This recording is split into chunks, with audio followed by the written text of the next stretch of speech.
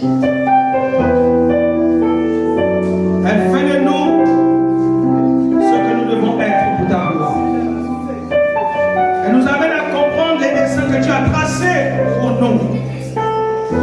Et ce matin, merci pour ta gloire. Merci pour ta gloire.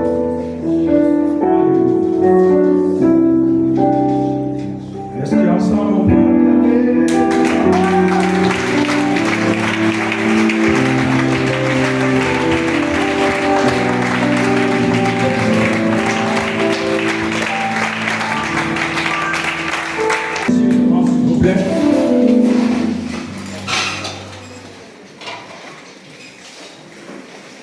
Dis bonjour à ton voisin.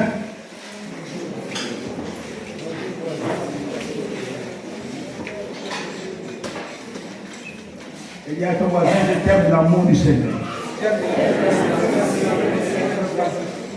Je t'aime de l'amour du Seigneur.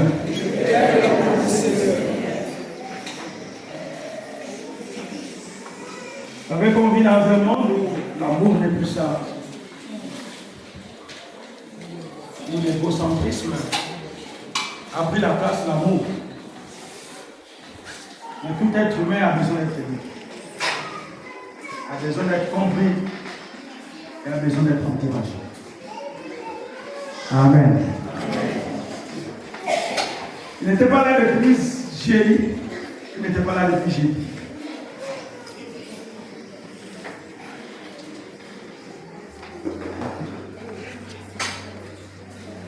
Nous sommes en train de parler de la puissance de la prière et nous développons les différents types de prières. Nous avons compris ce qu'est la prière. Éphésiens 4. Est-ce que les médias peuvent nous aider? Éphésiens 4, verset 6. Qui est le texte de notre séminaire depuis jeudi.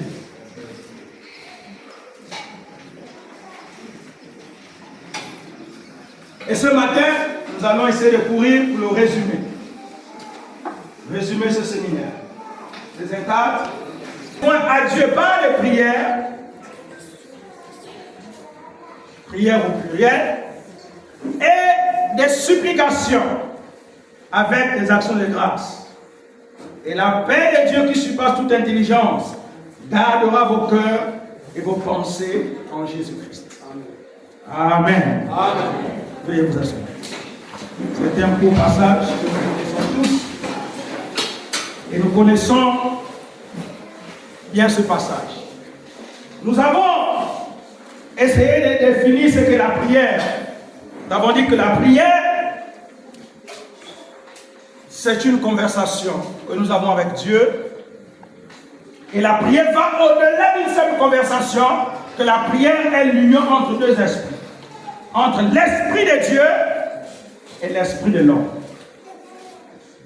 La prière, c'est pour ceux qui veulent approfondir et connaître Dieu véritablement.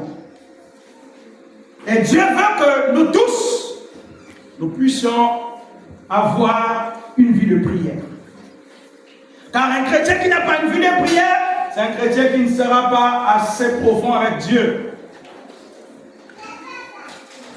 Et nous avons défini quelques différents types de prières. Je suis en train de faire un petit rappel. Nous avons parlé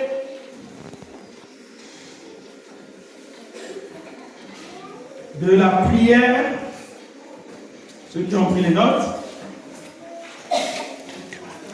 la prière de requête ou de demande. La Bible nous encourage à faire des prières de demande ou requête, c'est la même chose. Ensuite, nous avons parlé de la prière de supplication. Et c'est cette prière qui se fait avec insistance. Nous avons parlé de la prière de plainte. Que la Bible nous encourage à faire des prières de plainte lorsque nous avons été accusés injustement, lorsque nous traversons des moments difficiles. Parce que la justice humaine ne nous rendra jamais justice en tant que telle. Je l'ai répété, que sur la terre, la justice est plus riche. Quand on n'a pas de moyens, il ne faut même pas aller. Il ne faut même pas aller en justice. C'est pourquoi beaucoup font recours au sort. Parce que celui qui n'a pas de moyens, il est obligé de faire recours au sort. Il va voir un ganga, il va voir un marabout, pour se venger. Mais la Bible nous encourage, nous en tant qu'enfants de Dieu, de faire des prières de plainte. Et la prière de plainte qui sont faites dans la douleur, afin de réclamer justice à Dieu pour ta situation. Ensuite, nous allons parler de la prière de soupir, soupirer dans l'esprit. Nous devons soupirer, parce que le soupir, c'est la manifestation des sentiments de quelqu'un qui est accablé à l'intérieur de soi. Je soupire, je crie à Dieu. Ensuite, nous avons parlé de la prière de cri. Il arrive un moment où il faut crier. Il faut crier par rapport à une situation quelconque. Nous avons dit que le cri est un appel pressant par lequel on réclame un secours immédiat. Je réclame un secours immédiat. Oh Dieu, souviens-toi de moi. Ensuite, nous avons parlé de la prière de combat. Que le combat, notre combat n'est pas contre la chair et le sang, mais contre les entités des ténèbres. Et que tout chrétien est appelé à livrer le combat. Nous avons ensuite parlé de la prière de l'intercession, qui est différente de la prière de combat. Nous avons dit l'intercession, Dieu appelle l'Église à élever des prières d'intercession.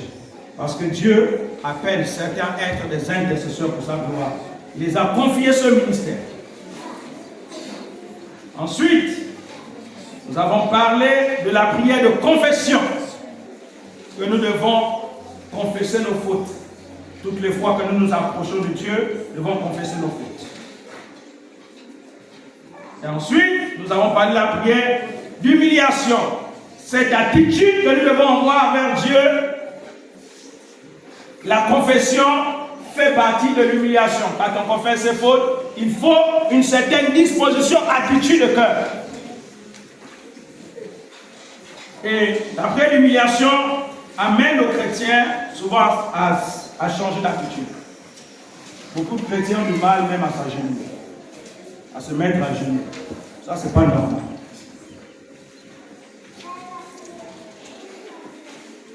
Ensuite,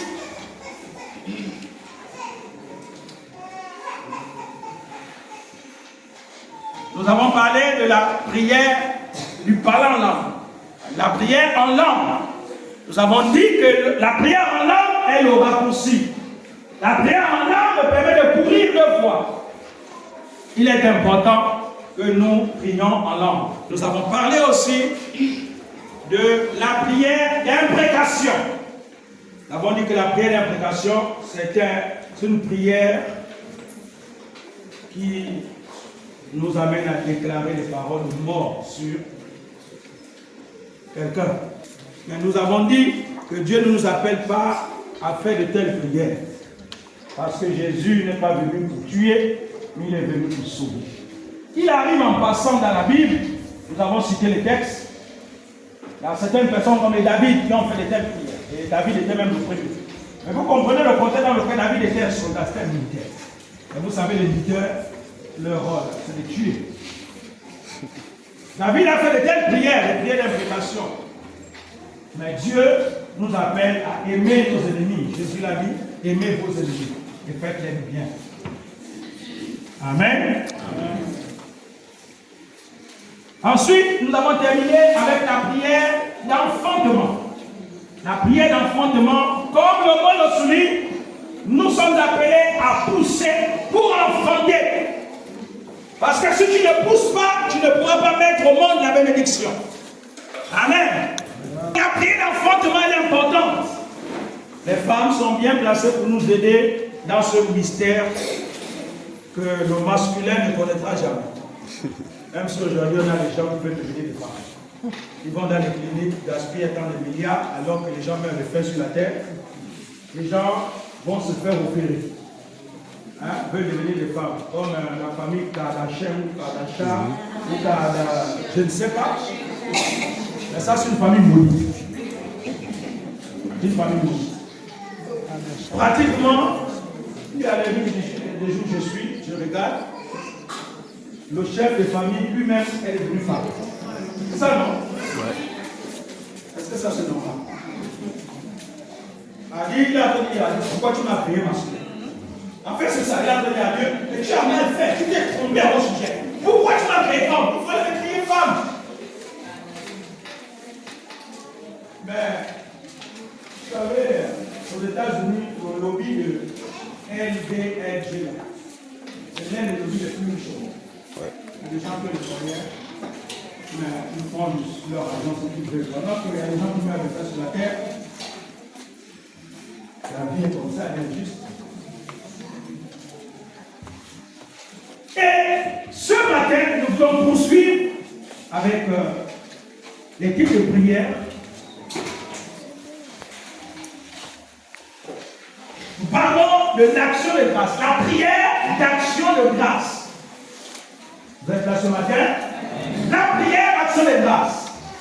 L'action de grâce est l'expression de notre reconnaissance associée à la conscience que tout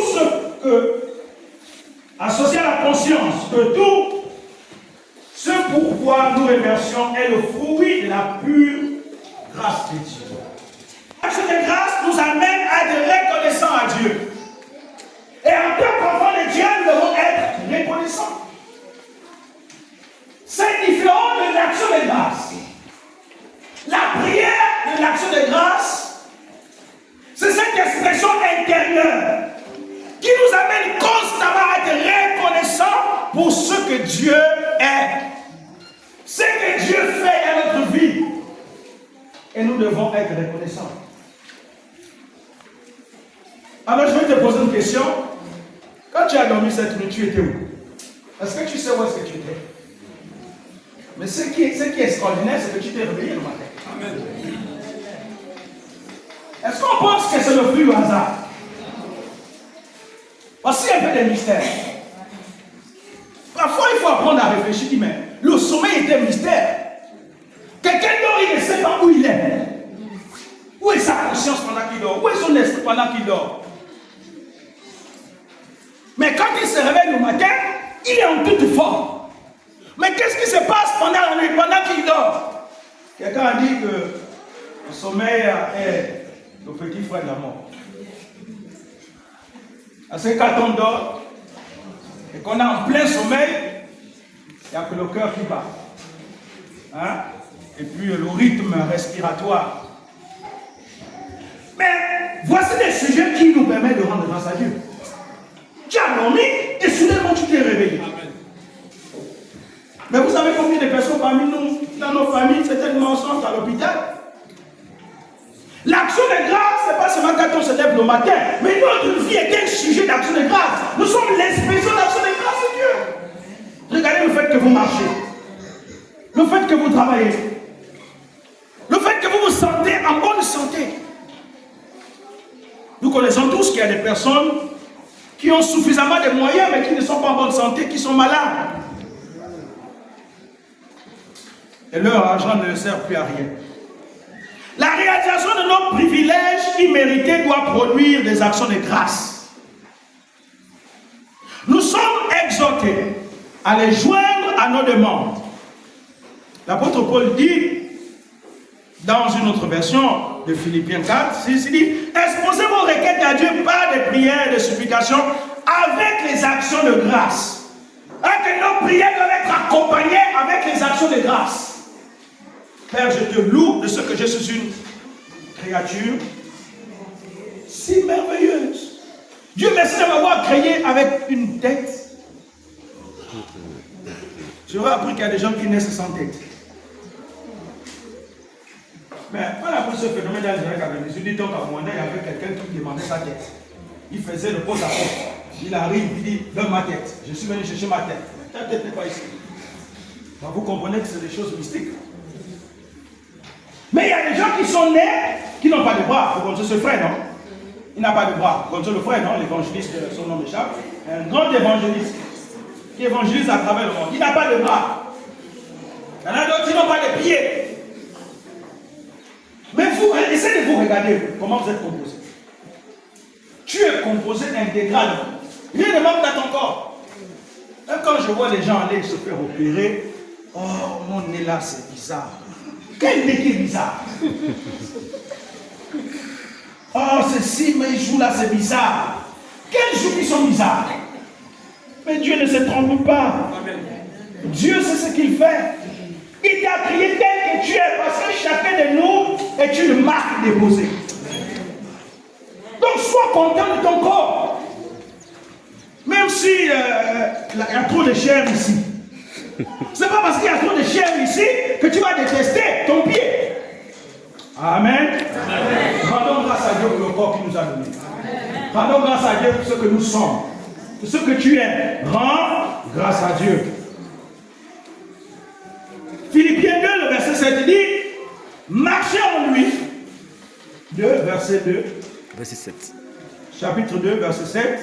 Marchez en lui, enracinés et édifiés en lui, et affermis dans la foi. Abondant en elle avec des actions de grâce. Philippiens 2, verset 7. Donc nous devons marcher dans l'abondance, enracinés en lui, parce que nous sommes l'édifice de sa gloire. Et nous, en tant qu'édifice de sa gloire, nous devons lui rendre les actions de grâce constamment. N'attendons pas. Les actions de grâce dont nous parlons ici, c'est un type de prière. Ça n'a rien à voir avec les actions de grâce que nous faisons quand nous offrons une offrande à Dieu ou quand nous avons une situation. Ici, c'est un style de vie. L'action de grâce fait partie de ma vie. Et chaque jour que je me lève, je dois rendre grâce à Dieu. Alléluia. Est-ce que tu rends grâce à Dieu pour les enfants que Dieu t'a donnés chaque matin? Est-ce que tu rends grâce à Dieu pour la famille que Dieu t'a donnée? Il faut rendre grâce. Alléluia. Il faut rendre grâce. Il faut reconnaître que tout ça n'est que le fruit de la grâce de Dieu. Ce n'est pas par mérite. Ce n'est pas parce que tu travailles dur. Ce n'est pas parce que tu pries beaucoup. Mais c'est par la grâce de Dieu. Est-ce que Dieu te parle ce matin? Amen. Nous étions au 12e titre ou 13e titre? 13e. 14e. 14e. Merci pour ceux qui notent. Nous passons au 15e type de prière. 14e. Est-ce que le secrétaire peut nous dire?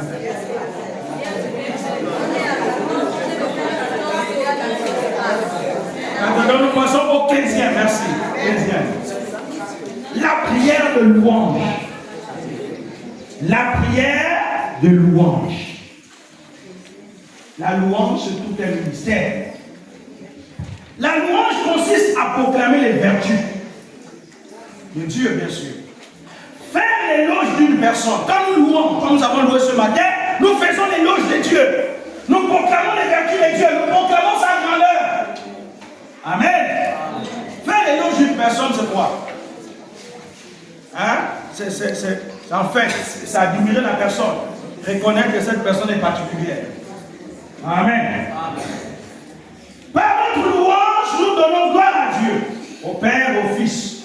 Elle exprime d'une façon particulière par le chant.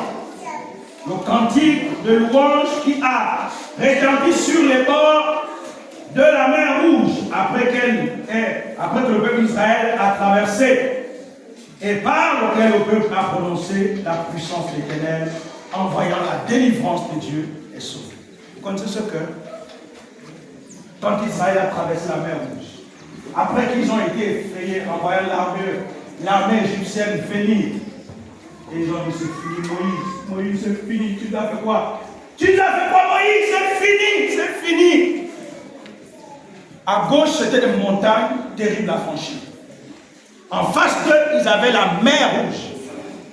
Et derrière, leurs ennemis venaient armés jusqu'aux dents. Mais elles sont nées à leur place, on avait paniqué. Il dit, mais Moïse, qu'est-ce que tu nous as fait?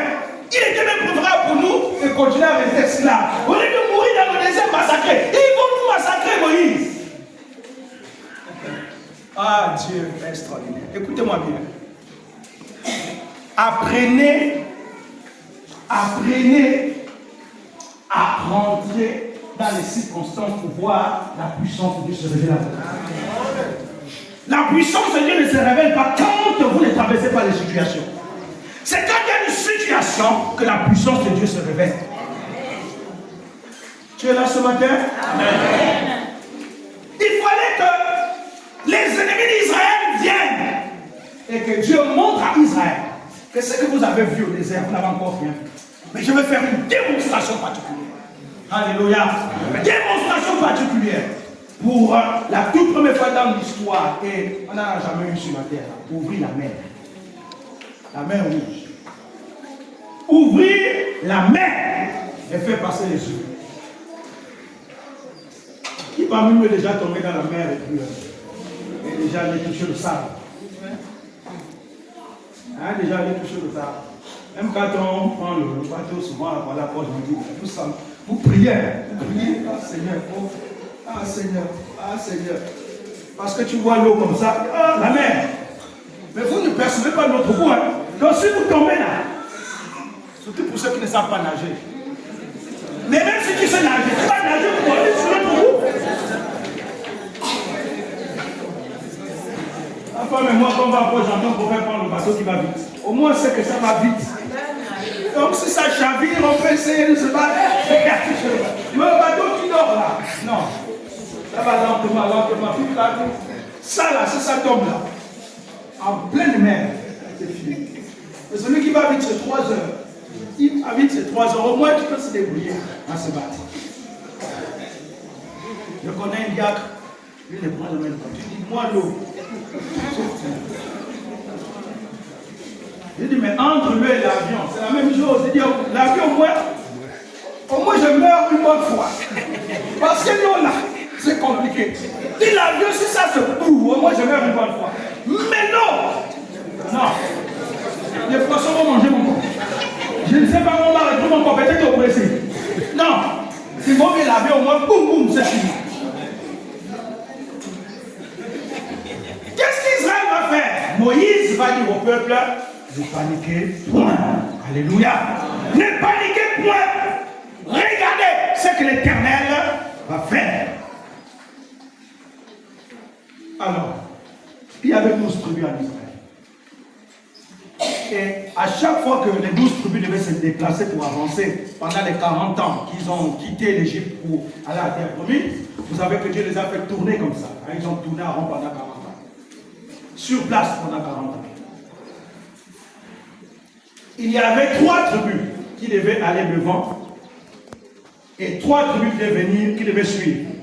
La première tribu qui était devant, que Dieu mettait devant, c'était la tribu de Juda. Et dans la tribu de Juda, cette tribu était composée de chants. Donc c'était les chants qui venaient. C'est quelque chose d'étrange.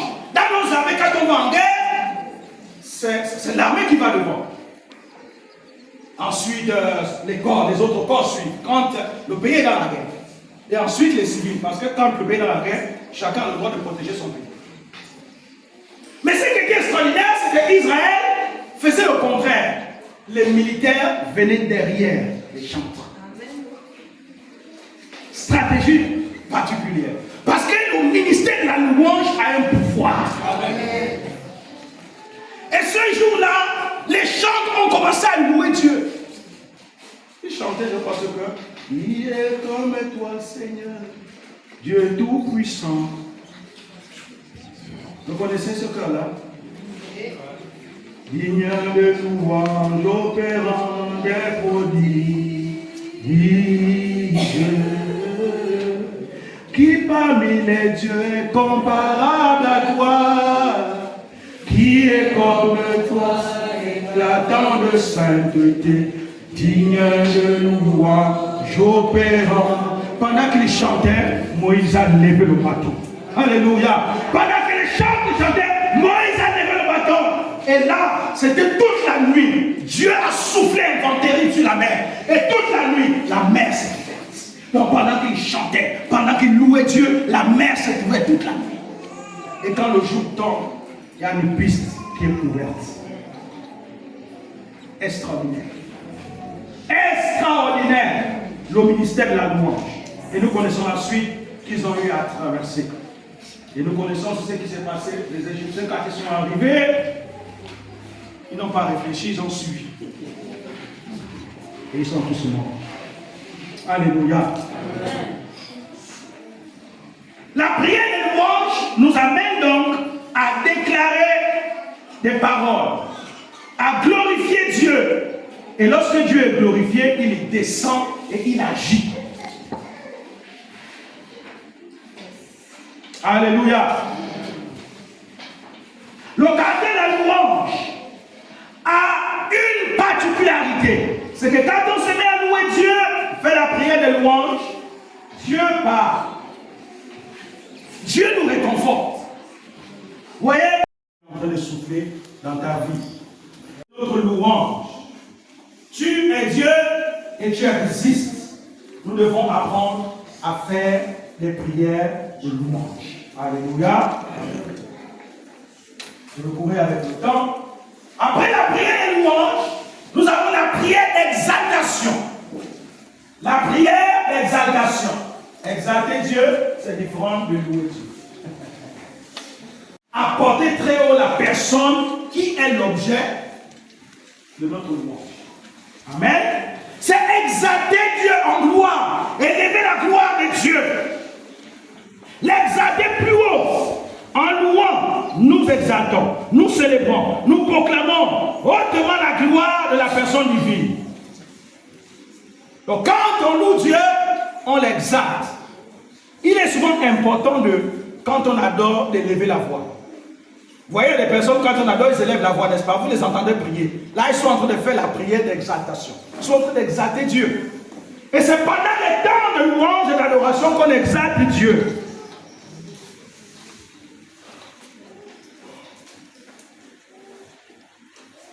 Son exaltation par la droite de Dieu, par sa gloire. On voit ça dans Philippiens 2, le verset 6. Et Acte 2, le verset 33. Le considérant comme tel, élevé et placé très haut. Nos cœurs éprouvent des sentiments d'accord avec la volonté de Dieu, avec sa position et l'exalte.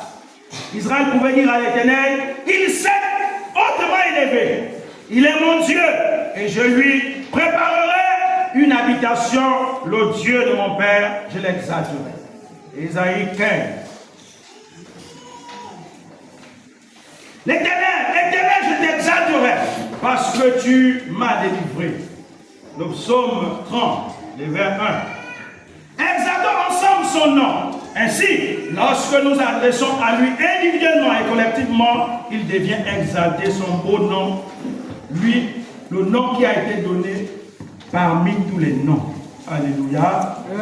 Donc, pendant les temps de louange d'adoration, exaltons Dieu. C'est une prière.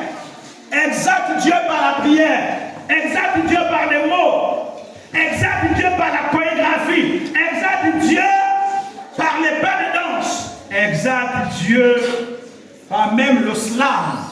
Pour ceux qui connaissent le slam. Exalte Dieu par tous les moyens pour que la gloire revienne au Seigneur. Alléluia. Pour que la gloire revienne au Seigneur. Il arrive le moment où on est complètement plongé dans la présence de Dieu. Et puis on voit peut-être un frère qui est en train de danser tout seul. Il danse. Ou une soeur qui est en train de rire tout seul. Mais c'est l'esprit qui s'exprime. Parce que le Saint-Esprit a plusieurs manières de s'exprimer. Après la prière d'exaltation, nous avons la prière d'adoration. Ça, nous le connaissons. L'adoration est l'action par laquelle on rend le culte. Si la créature peut être louée, l'adoration n'est due qu'à Dieu, le Père, et Dieu le Fils, et le Saint-Esprit. Il est ton Seigneur, adore-le, dit le psaume 45, le vers 11. Il est ton Seigneur. Par conséquent, il est un convenant de faire usage de ce thème à l'égard de nos semblables. Et plus encore, des choses que nous aimons. Lorsque les chrétiens adorent ensemble, et c'est là leur privilège le plus élevé.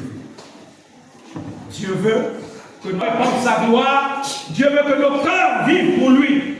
Dieu veut que l'adoration soit sincère et véritable. Et que lorsque nous montons notre adoration vers Dieu, que Dieu soit glorifié. S'il y a une chose que Dieu prend plaisir, c'est l'adoration. C'est une chose que Dieu aime autant que l'adoration. Quand vous lisez Genèse 6 et 7, après que Dieu va exterminer le premier monde, Noé fut le premier à monter un autel d'adoration à Dieu. Et ce jour-là, Noé va monter cet autel d'adoration.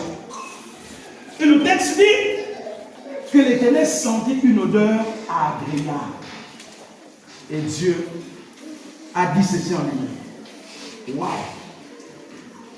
Il a dit waouh! Quand Dieu a senti l'odeur d'adoration, il a dit waouh! À partir de maintenant, je promets de ne plus détruire la terre par l'eau de Dieu.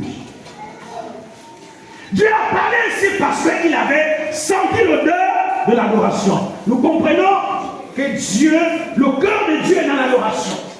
Dieu aime ceux qu'il adore. Dieu aime ceux qu'il élève. Dieu aime lorsqu'on bâtit des autels d'adoration pour sa gloire. Ainsi que le Seigneur se plaît à nous révéler à cette femme samaritaine, le Père cherche des adorateurs qui l'adorent en esprit en vérité. L'adoration est donc un service accordé aux chrétiens d'ici-bas, mais qui constituera leur activité parfaite, incessante dans l'éternité. L'adoration ira jusque dans l'éternité. Alléluia. L'enfant de Dieu qui rend un culte rempli d'office d'adoration est agréable à Dieu. Est agréable à Dieu. Apprenons à faire des prières d'adoration. Dans un autre sermon, nous parlerons précisément de l'adoration. On prend le temps parce qu'il y a tellement de choses à dire sur l'adoration. Dieu t'appelle à lui rendre un culte d'adoration, à faire des prières d'adoration pour sa seule gloire. Amen. Nous sommes en 17e ou 18e. 18e type de prière. La prière de proclamation ou la prière prophétique. Celle aussi, nous en connaissons un peu. La prière de proclamation ou prophétique. Il s'agit de proclamer la parole de Dieu sur nos vies et de confesser par nos lèvres notre victoire. Cette prière, nous la faisons souvent quand nous avons certains séminaires. Elle consiste donc à proclamer la victoire de Dieu dans nos vies, à déclarer les choses. Dieu a dit, je suis béni et je déclare cela dans ma vie. Dieu a dit que j'irai et j'irai. Dieu a dit que je vais m'asseoir et je vais m'asseoir. Lorsque nous prions, l'Esprit peut nous conduire à prophétiser sur nous-mêmes des choses. Soyons sensibles à l'Esprit de Dieu. Connaître la parole de Dieu nous permet de confesser et de la proclamer. Car la parole de Dieu est vivante, efficace et puissante. Plus tranchant qu'une épée, quelconque à deux tranchants, pénétrant jusqu'à partager âme et esprit. Jointure et Moël, Hébreux 4, verset 12. Toutes les choses ont été créées par la parole de Dieu. Ainsi, nous voulons voir manifester la puissance de la parole de Dieu. La prière de proclamation consiste à déclarer. Il est important de déclarer. Et l'ennemi n'aime pas quand on déclare des choses qui sont concrètes, des choses que Dieu a dites au sujet de notre vie. Il faut apprendre à déclarer. Je déclare que je suis béni. Je déclare que je vais avancer. Je déclare que je vais travailler. Voici des paroles. Amen.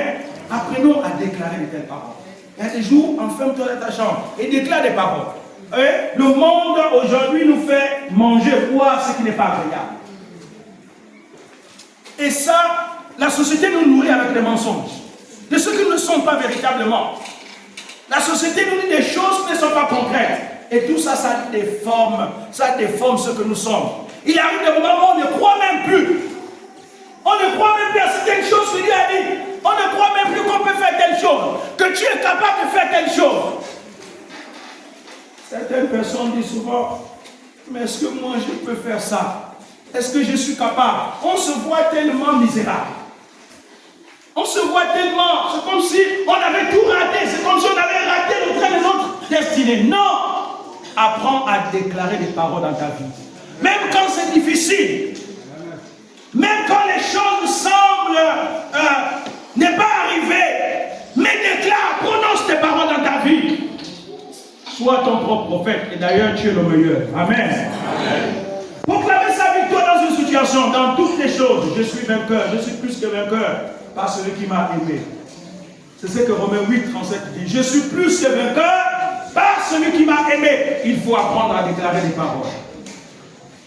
Écoutez-moi bien ce que je vous dis. Souvent, nous passons le temps à écouter plus les paroles dégradables qui viennent de l'extérieur par rapport à ce que vous pensez de vous-même. Et ce sont des menus, des plats qu'on mange et qui affectent négativement nos esprits. Ce qui fait en sorte que parfois nous perdons la force d'avancer, de croire encore à nos rêves. Nous perdons la force de ne plus espérer, voir de l'avant. On pense que tout est fini, que tout est raté. Attention avec ce que tu écoutes. Attention avec les personnes avec lesquelles tu marches. Attention, parce que la société ne nous fait pas toujours des cadeaux. Il est important de proclamer sa guérison. 1 Pierre 2 dit, par les maîtresses de Jésus, je suis guéri. Proclame ta guérison. Si tu es constamment malade, il faut proclamer la guérison. Après la guérison, proclamer sa justice. Proclamer la victoire sur le péché. Et déclarer des bonnes paroles sur toi-même. Alléluia. Déclare des bonnes paroles sur toi-même. N'attends pas que quelqu'un d'autre vienne déclarer des paroles sur toi. Déclare sur toi-même. Dis, je suis beau, je suis belle. Dis que je vais avancer, je vais me réaliser. Je vais accomplir mes buts. Même si c'est difficile pour le moment, mais difficile ne veut pas dire impossible. Difficile ne veut pas dire que tout est déjà raté, tout est fini. Déclare les paroles dans ta vie, prophétise sur ta propre vie. Alléluia. Des choses sur ta propre vie. Et tu verras ce que Dieu accomplira pleinement dans ta vie.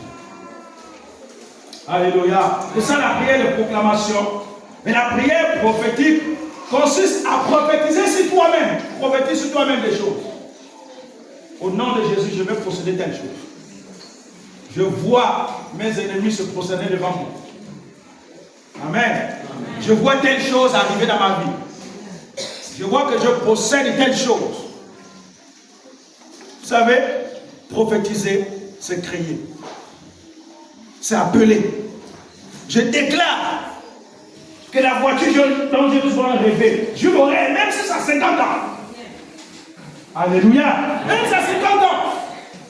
Je connais quelqu'un qui rêvait tellement avoir une voiture. Et au moment où il rêvait, il avait 40 ans. Bon, j'ai 40 ans, mais 40 ans, c'est pas vieux. En fait, 40 ans, c'est la jeunesse. Quand on a 40 ans, on est jeune. Amen. 40 ans, c'est pas vieux. Si vous avez 40 ans, quand vous êtes vieux ou vieille, vous trompez. Amen. C'est la jeunesse. En fait, selon la Bible, la jeunesse commence à partir de 40 ans. Pourquoi? Parce que les hommes vivaient longtemps. Donc, si vous avez 40 ans aujourd'hui, ne pensez pas que votre vie est terminée. Vous pouvez retourner à l'école. Je vous dis la vérité. C'est pourquoi dans les pays, en Amérique du Nord, à n'importe quel âge, tu peux retourner à l'école. D'abord, on a ouvert. Que tu sois aux États-Unis ou au Canada, à n'importe quel âge, tu peux retourner à l'école. Tu peux repartir à l'école. Donc, détrompez-vous pas. 40 ans, je suis vieux, je suis vieux. J'entends ça, les gens disent ça. Ne dites pas ça devant moi. Gardez ça pour vous. Parce que je ne vais pas accepter ça. 40 ans, c'est pas vieux. La vieillesse commence à partir de 50 ans. À partir de 50 ans, je comprends un peu la vieillesse. Et même là, 50 ans, c'est encore même tôt. La durée de l'homme, c'est 120 ans. Donc si on a 50 ans, on n'est même pas la moitié. La moitié, c'est 60 ans. Voilà. Donc vous comprenez en réalité que la vieillesse, ça va très souvent. Voilà. Mais là, la vieillesse précoce, on doit refuser la vieillesse précoce. On doit chasser la vieillesse précoce. Amen. Amen. Je refuse. Donc déclare des paroles sur ta vie.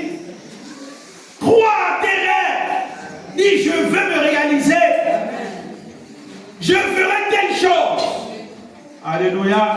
Commence à déclarer. Commence à dire ces choses dans ta vie. Quand tu dis, tu commences à concevoir dans ton esprit. Tu commences à déclarer, à dire, je ferai telle chose. Je veux voir au nom de Jésus. Et pendant ce temps, s'il y a une action à poser, commence à poser l'action. Commence à faire quelque chose. Amen. Après la prière de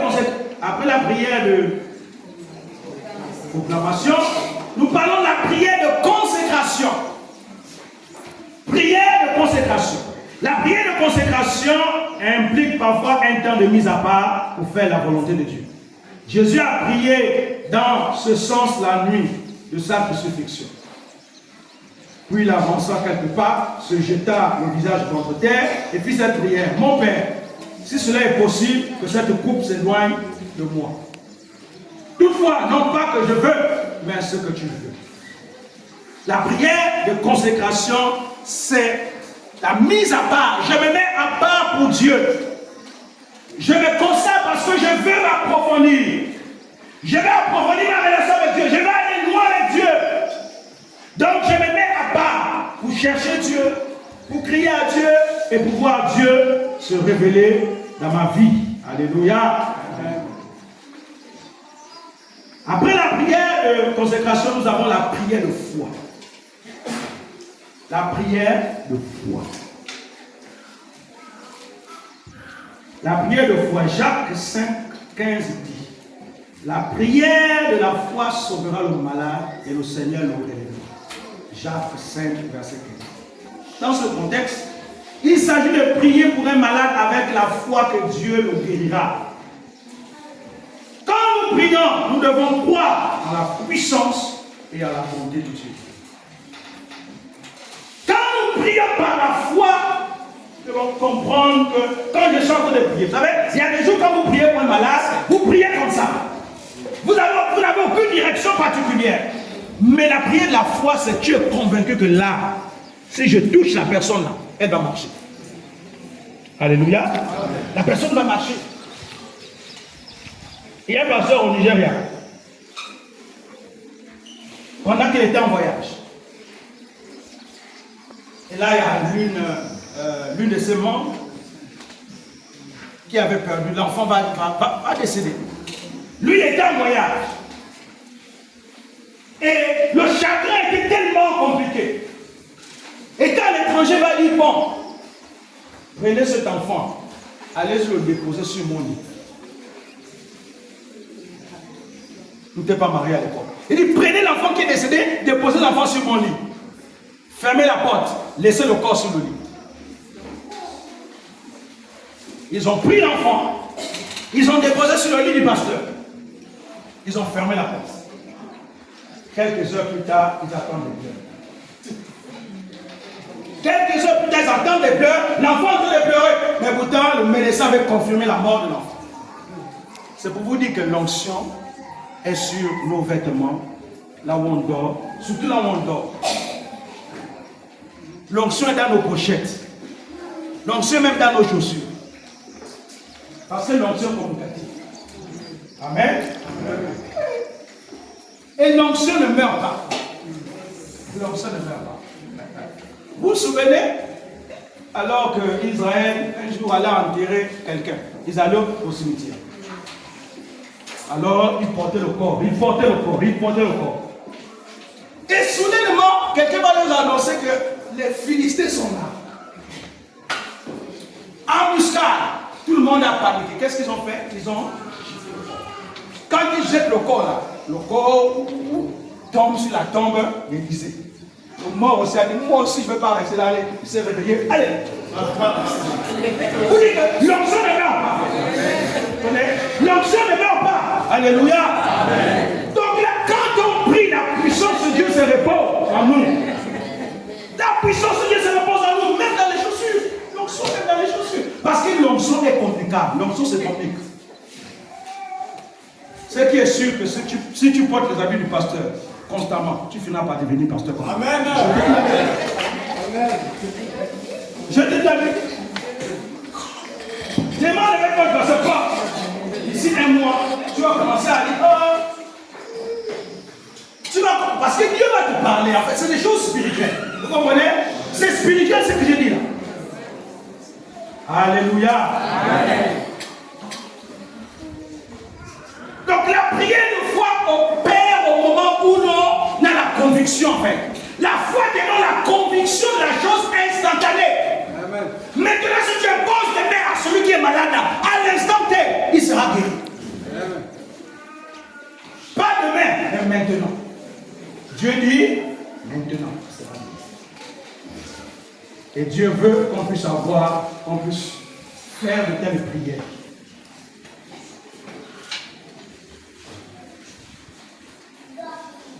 Nous sommes à quel numéro? Voilà, on va bientôt terminer.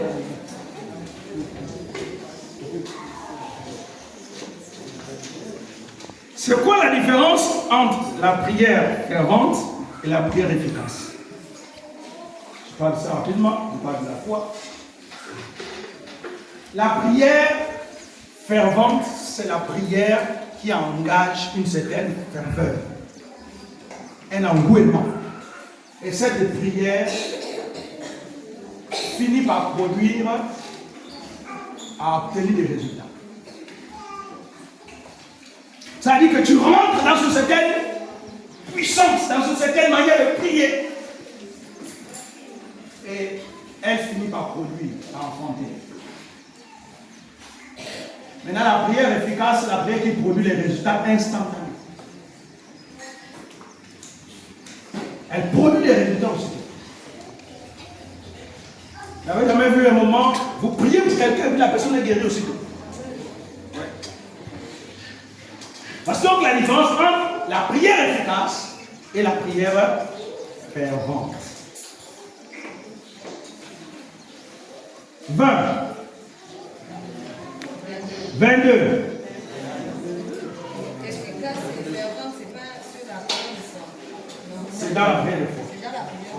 Efficace et fervent, c'est dans la prière de foi. Apprenons à faire des prières efficaces et des prières ferventes. Car la prière. Après l'ascension de Jésus, les disciples persévéraient d'un commun accord dans la prière. Selon Acte 1, le verset 14. Plus tard, après la Pentecôte, l'église primitive persévéra dans la prière. Acte 2, 42. Son exemple nous encourage à prier. D'accord. Ou quand vous vous retrouvez ensemble, vous priez pour une situation, à ce qu'on appelle des prières d'accord.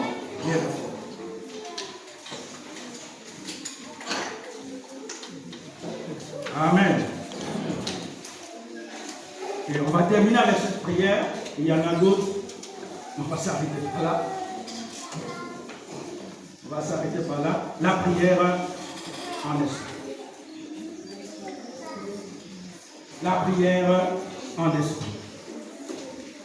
La prière de l'esprit, selon 1 Corinthiens 14. La régie, 1 Corinthiens 14,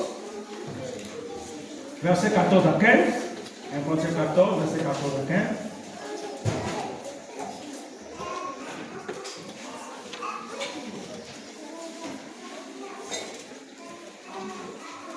Donc, je prierai par l'esprit, mais je prierai aussi avec mon intelligence.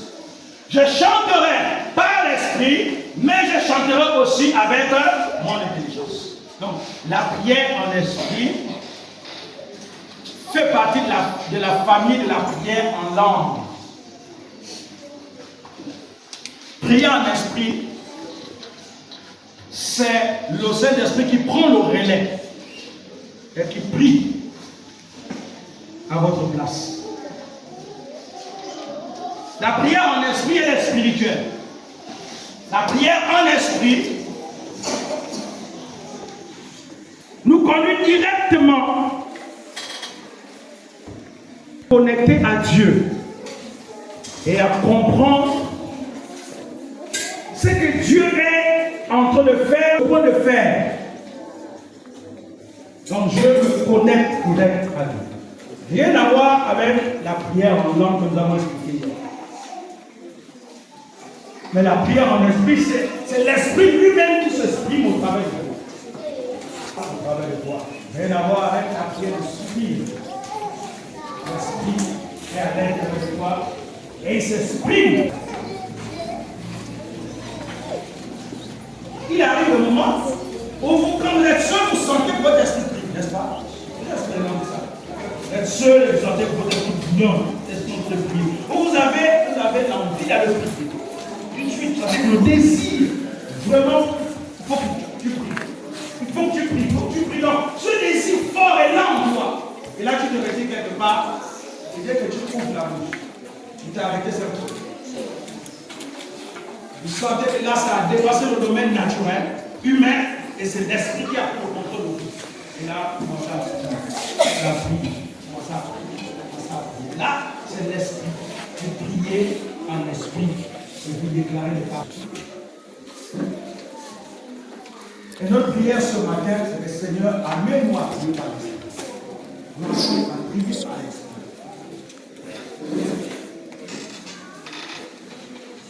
Voici les façons. On va voir le reste demain. Parce qu'il est 11h. On va terminer encore les autres. Voici les façons résumées les différents types de prières dans Philippiens 4, le verset 6 nous parle. Et faites en tout temps des prières et des supplications et des actions de grâce. Nous venons de voir 22 types de prières, c'est ça? 22 types de prières. Et ce n'est pas tout. Ce qui fait en sorte qu'à partir de maintenant, bien aimé, ta vie spirituelle doit prendre une autre orientation. Ta manière de prier ne doit plus être la même. Parce que tu as les clés. Chaque type de prière là est une clé qui te permet d'ouvrir une porte par rapport à ta vie. Donc, ne mélange plus les choses comme on faisait avant. Ne mélange plus les choses. Quand on a la connaissance, on applique la connaissance et ça marche. Amen. Désormais, quand tu sais qu'il s'agit de prier pour telle chose, tu sais que ça, c'est équivaut à quel type de prière. Et retire-toi, commence à l'appliquer. Amen. Si ceux qui sont dans la Bible ont fait de telles prières, c'est que ça va aussi marcher avec eux. Alléluia. Nous venons, tout ce qu'on a dit, on a tiré ça dans la Bible. Et les auteurs bibliques ont appliqué ces différents types de prières au point où ils sont devenus des héros. Ils ont reçu dans leur vie. Donc toi aussi tu peux reçu, c'est possible de reçu. La première chose que tu feras en sortant d'ici, ce sera de faire une mise à jour de toi-même.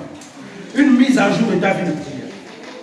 Essaie d'examiner à quel niveau tu es avec Dieu dans ta vie de prière. Tu es à quel niveau? Est-ce que tu es au niveau A, niveau B, niveau C? Tu fais un examen personnel. Et maintenant, prends des résolutions. Dis qu'à partir de maintenant, je ne prierai plus n'importe comment. Je serai maintenant spécifique. Alléluia. Je serai spécifique.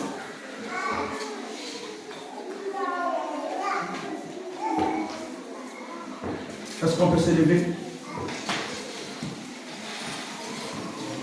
Le chant. Au poste, s'il vous plaît.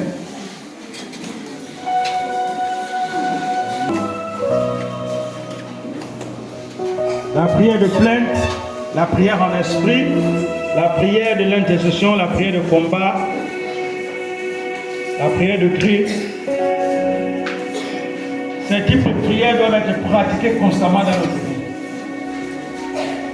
Pratiqués constamment dans notre vie. Je t'invite à rendre grâce à Dieu ce matin.